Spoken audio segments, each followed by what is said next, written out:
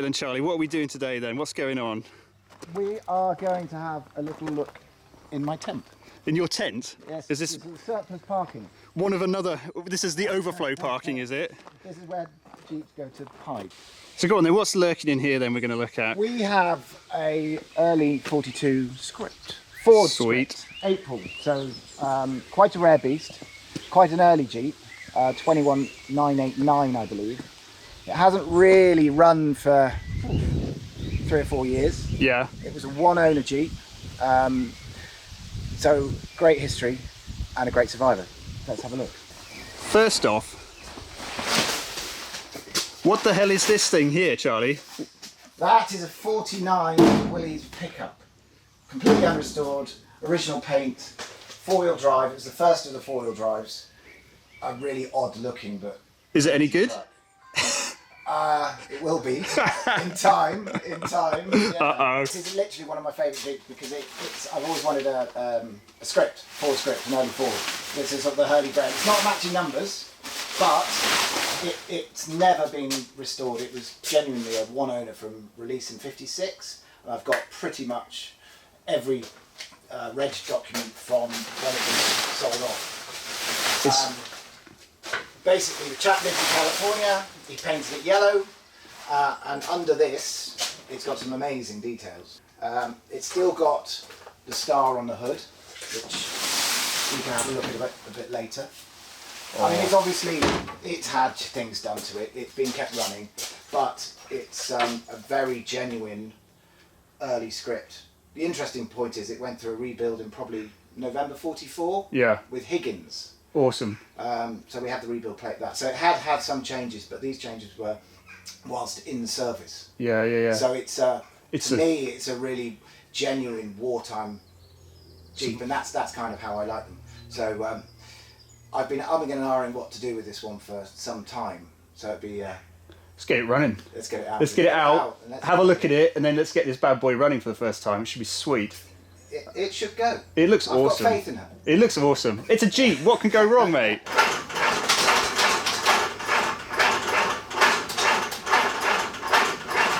Charlie, what was missing on that Jeep to make it start? Skill. Oh, okay. Not a small Bakelite rotor. It's safety first. Oh, okay, yeah. That's the way to disable a Jeep, isn't it? Steal the rotor. Who's going to nick Take it? the rotor arm out, put it in your pocket. No, you can never steal them. I think that's what they did in The Sound of Music. Oh. Ah, you see. Needs a rotor. Whew, right, we pushed that out of there. I tell you what, it's easier when they've got an engine than it is just pushing them around, especially when you're quite lazy like me. Awesome. Look at this bad boy. This is what you want to find, isn't it? Jeez. If you're looking for a Jeep to do, I mean, unrestored, or if you're going to restore it, this is looking pretty sweet. Like, it's metal. It isn't Bondo. And one of the, looking at it, we got real paint, we got real OD under here, so we've got this top sort of layer, but let's start to have a look. There are markings on here as well.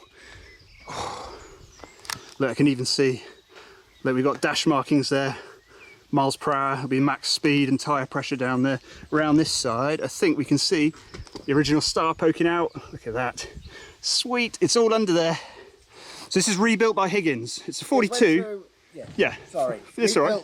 Rebuilt through, well, it went through a rebuild, but I don't think this much was done to this apart from an engine change the dials, torque reaction spring. Other than that, it's pretty much still the same 42 script. Well, we're going to try and find out what the transmission and the transfer case are and everything as well, see if they got changed. As you can see here, still got the star on the bonnet. Look at that, all hiding under there. Right, peeps, moment of true time. Let's look under the hood. Let's see what we've got here now. I'm hoping it's good. Okay, let's have a look. Go on, Charlie will do it for me. Okay, yeah.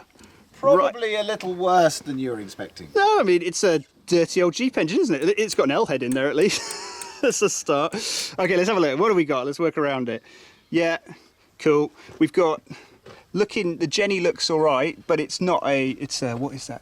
GG3405. Okay, so I don't think that's a wartime one. And we've got a replaced starter. So some work's been going on here. We've got a replaced starter and the coil and things like that. Okay, so it's had some work, and we got, the awesome blue wire and things like that. So there's things going on here, but pretty.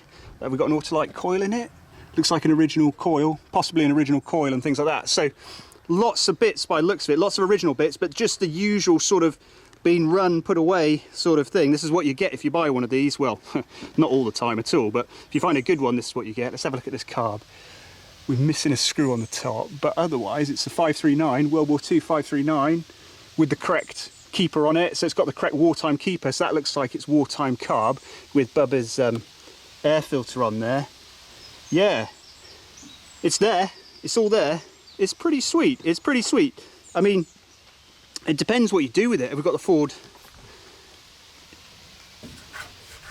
yeah, GPW, so we've got the Ford radiator on there and everything like that. So this is, you know, if you find a really good restoration candidate project, this is what you're going to start with, I think. So that's pretty sweet. Should we get in there and start trying to wake it up and see what we can manage then? Well, peeps, we got the old 6-volt battery in it. We had a look in the tank. There is some sort of liquid in here. I mean, I'm hoping it's fuel. It kind of smells fuely. Yeah, I don't see mice or anything. It smells like fuel, so I think we've got fuel in there. Now, the next point of call is the fuel will go underneath and it'll come round to our fuel filter on the over there, and then round the front to the pump. And usually I can see there's something in there. If I just shake it a little bit, you can see there's a clear liquid in there. Now, my next point of call would be to come down and do the priming handle, but this one hasn't got a priming handle on it, so we can't pump any up into the carb to see if it's all okay or what. So we've got to, looks like we're gonna have to fill the carb first by hand, perhaps take this off and drop some in there or something like that, or just run it over, spin it over on the starter and see if that goes until we prime some up into the bowl, but that takes a little while. So let's see what we can manage here. Right, peeps, we're just going to try it straight away really and see how she goes, because it did run a while ago, but we can't prime it up, and the ignition is currently live wired into the battery, so we can't leave it on for too long because it blows coils up. So Charlie's going to try and give it a spin over and I'll pour it in. Right. Woo. Getting faster. Choke it a bit more. Oh, hey, thinking about it.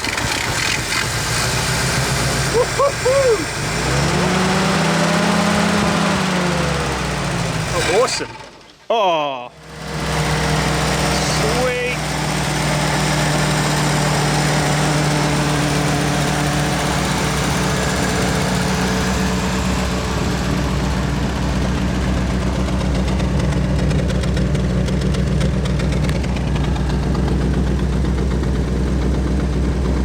Going. She's got pressure. Sounds pretty good actually. It lives. Yeah, she's waking up, but she's also resisting. Hence the overflow. The float's just got stuck, of course, you know, needle. This is what happens. Currently it's trying to chuck as much fuel down there as is physically possible. So let's step away from the fire hazard for a second, let it chill. Right, peeps, we're going to undo this needle valve so it doesn't pour half a litre of fuel into the engine every second, which isn't ideal. And Charlie's going to try and learn something as well, because he hasn't turned many spanners on Jeeps before, have you, Charlie? I'm learning. Yeah, so for me it's all about trying to find the most original, unrestored Jeep. And this has led me down a very dark and dirty tunnel.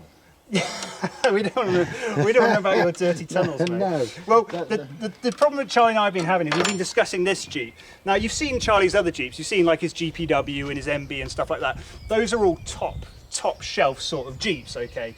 And they don't really need, you know, they need looking after, but they don't need a huge amount. Now, this one we hadn't had a look at before, and it does look awesome. It's an amazing basis, this Jeep. But for me, I don't think it isn't quite on the same sort of caliber. Charlie's more of a collector. You know what I'm like. I'm a technical guy. Charlie's a collector, and this as a collector's piece is awesome because it's like a Higgins rebuilt. It's got all these incredible original early Ford script parts, and as Charlie was telling me, you know, I don't collect them.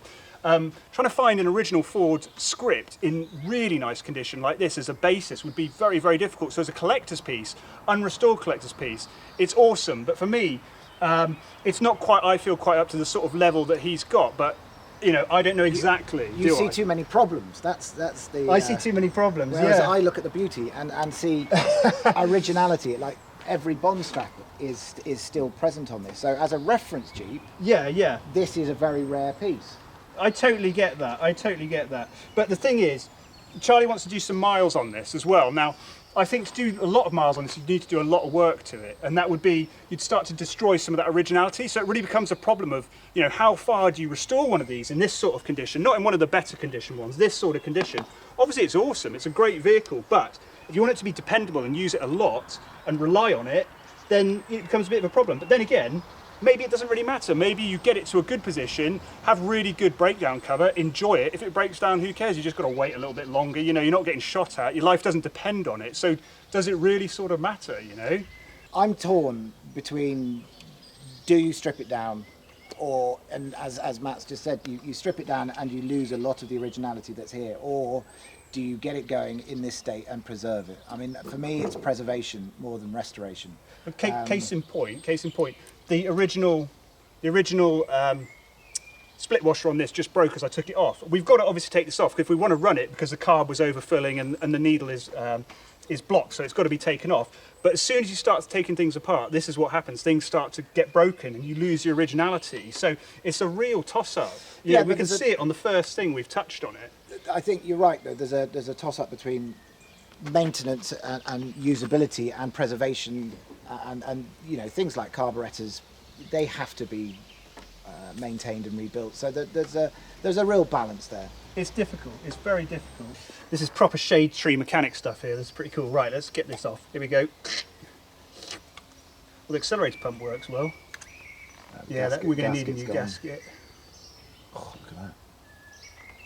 Yeah, that's cool. So all it is, Charlie, is the needle in there is stuck. Look, see? Yeah, stuck. so that's not. Yeah, so that's what happens when you start to wake stuff up.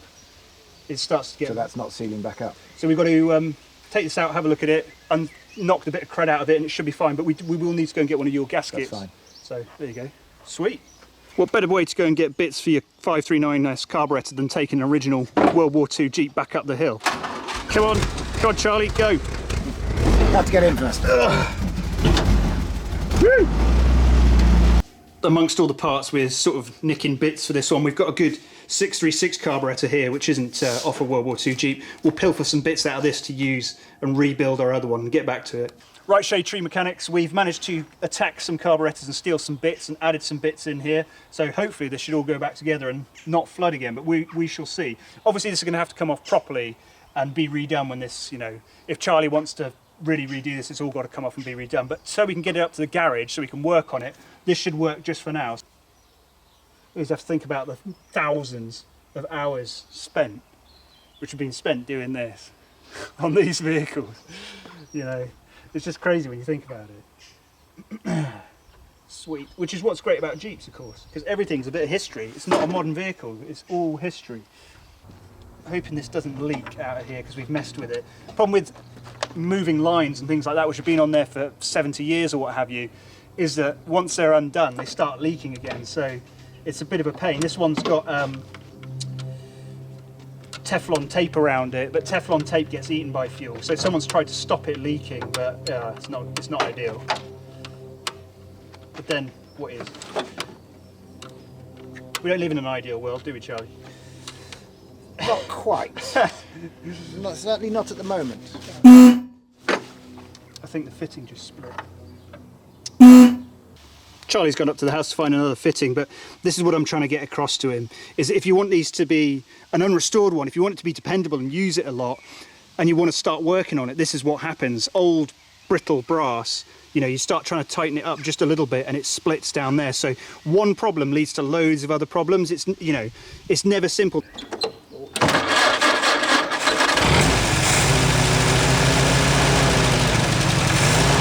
Hey! No leaking. Right, I'll set it heat up for a bit. Woo! I don't reckon we want a faster idle on it, really, because we haven't done anything to this engine yet. I think this is about a good sort of idle for it. Settled down nicely. Yeah, let's just play with the mixture a bit. I'll go in a bit and see what happens.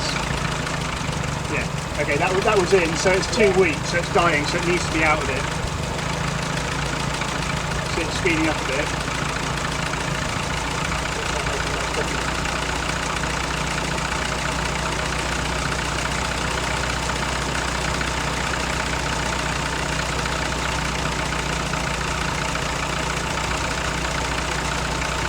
probably about there, and then we'll slow it back it off this cut.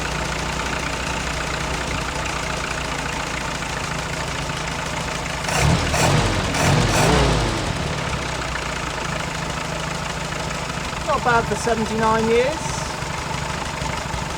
Pretty good. I think that'll do for getting up to the house. Absolutely. Yeah, sweet, right.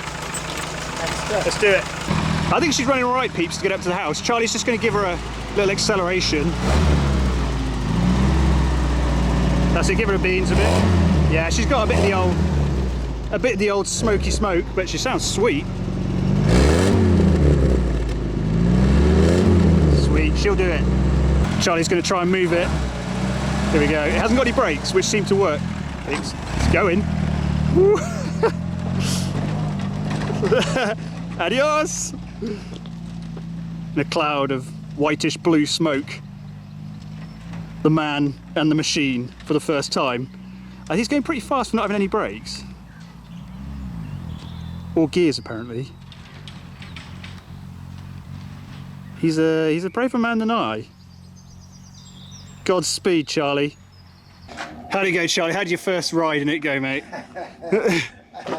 Interesting, no brakes. Yeah, and when you press the brake, the clutch goes in. So the pedal shaft is... Yeah, it's automatic. It's a bit gander, but she runs. Yeah, you see... She changes gear. You went a bit faster than I would have gone, I must admit. You know, no but... option. Yeah, no option. That was as fast as it goes. That's one of my first drives in it, so it's exciting. It's cool. Yeah.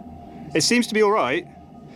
As you say, can of worms though, perhaps. Oh, if you found this, you'd be damn pleased with it. Just imagine you're on the farm and you found this. You'd be damn pleased. It's a cracker. Sweet.